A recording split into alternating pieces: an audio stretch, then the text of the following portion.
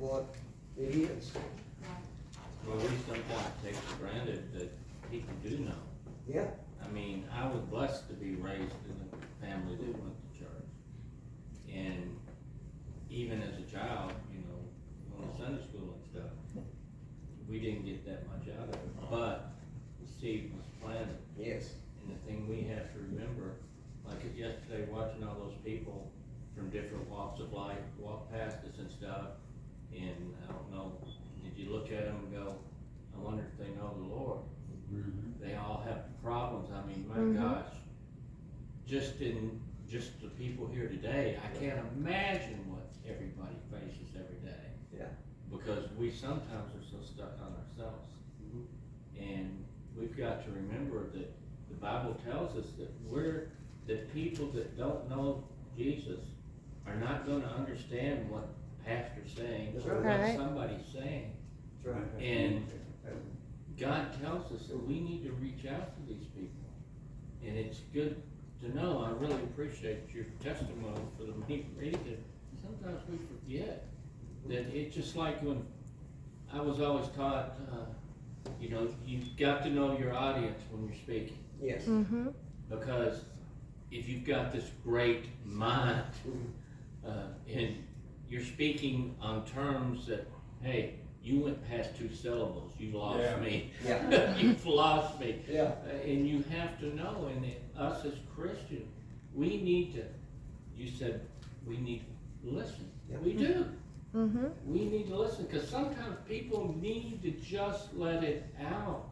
Yes. And we need to, it's like, you know, you're told when the service is going on and you say something that can squash the spirit moving. Yes.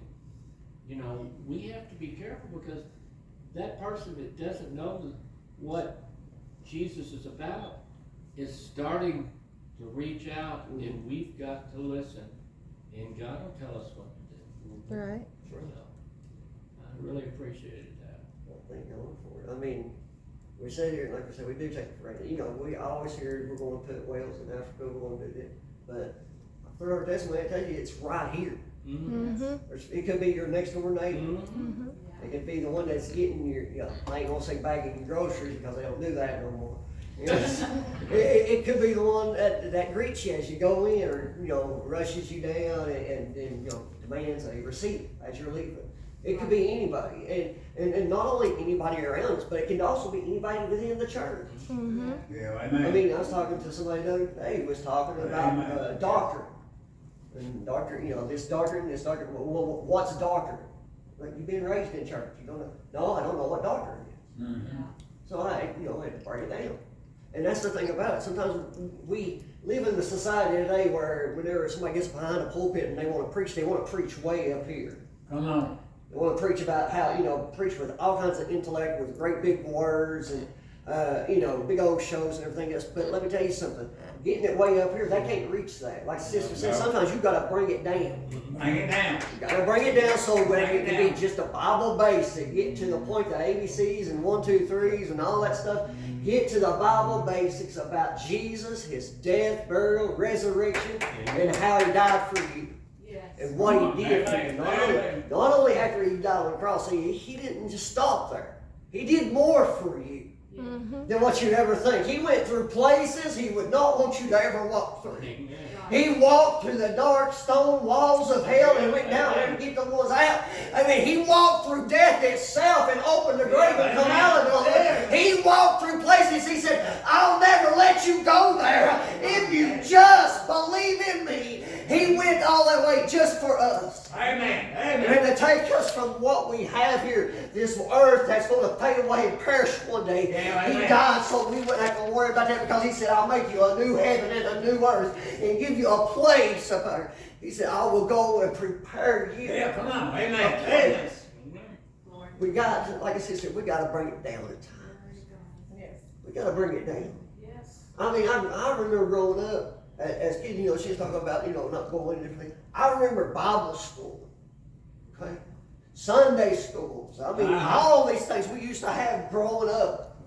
And that's where it was taught to us. You know, not everybody had a Sunday school class they went to learn about Jesus. Not everybody went to Bible school. Nobody ever did that. Yeah. You know, there are some people that ain't never heard of this. They ain't never heard about what Jesus had to suffer for. No matter, you know, they never know that, you know, he is, you know, God upon high, that, you know, there are no other gods before him. They don't know those things. Yeah, amen. Amen. Because they're not being taught those things. We're talking about that in wisdom this morning. Yeah. Of how you have to receive the instruction. Greatest wisdom you will ever find is from this instruction. Amen. Amen. Amen. Amen. This is why the number one best-selling book of all time is the Bible. Yes. The number one stolen book in the world, the Bible. It's so, it has an effect. But the thing is we got to take, you know, people they say, well, we can't understand this and don't understand. The Bible tells us that the Spirit will give you the understanding when it comes time to That's right. Amen. Amen. Yeah. Amen. You might read over a whole thing and not have no idea what that verse means. Yeah. 3 weeks down the road, Yep. all of a sudden God will bring that verse to your mind and say, this is Come what out. it You means. know it. Yep. I'm letting you know before you get there, before you Yeah. get Amen. Amen.